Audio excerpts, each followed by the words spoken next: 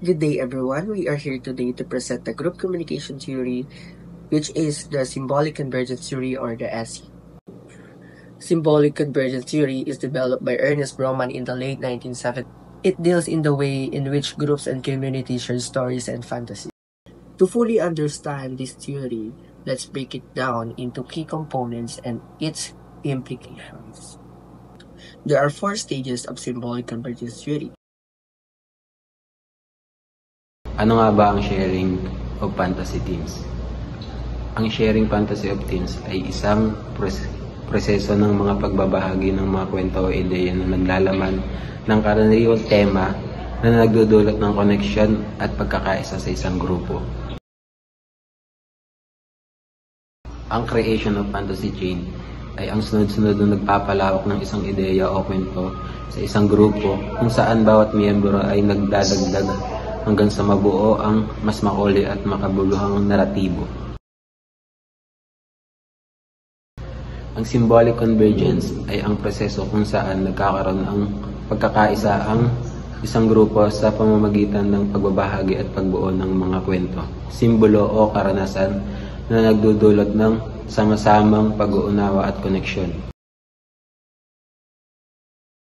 Ang symbolic use ay ang mga pahiwatig o simbolo na nagiging gabay sa pagpapakahulugan ng kanilang sama-samang karanasan. Di, sayang yung ODN natin. Nasa championship na tayo. Ay, sayang. Sa atin ng cash prize. Kaya nga, tayo yung 6,000. Nawala kasi ng defense si Anya. Tara, dito muna tayo magpahinga. Nakakapagod eh. Tara tayo mag-jobs.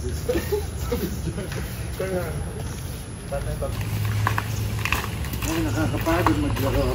Ay, sa totoo lang. Hindi napapansin ka ba kay Jed at Princess? Oo, B. Kaya pala iba na yung closure nilang dalawa. Kasi lagi ko sila nakikitang magkasama yung lalabas.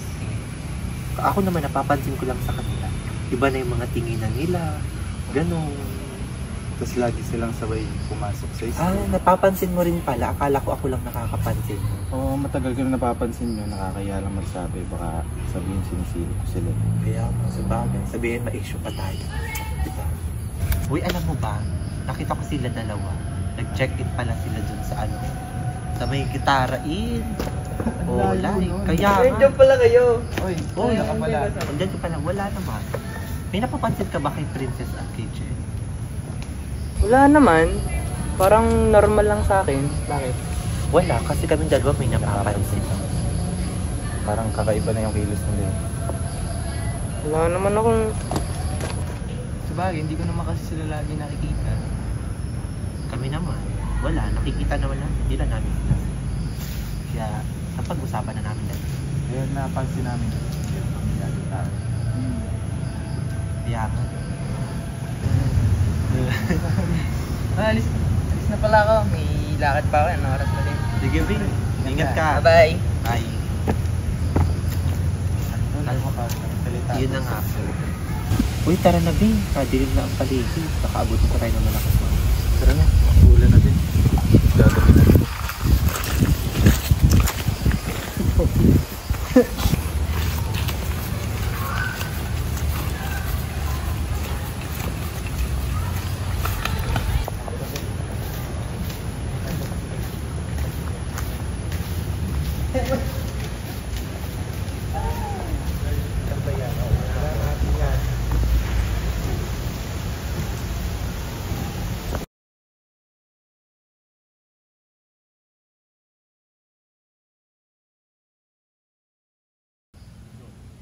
Ano ba? Ikaw nga.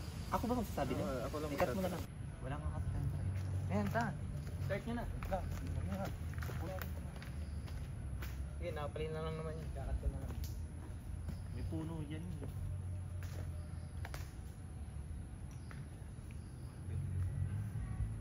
Doon na lang sa baba, oh. Dito kaya? Dito lang. Ito lang ba, Gip B? Yan, hindi. O, dito. Lagyan mo dyan.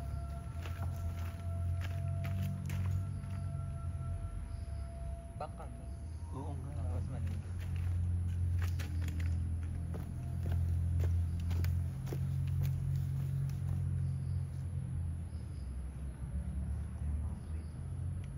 ko na. Oo. Ah.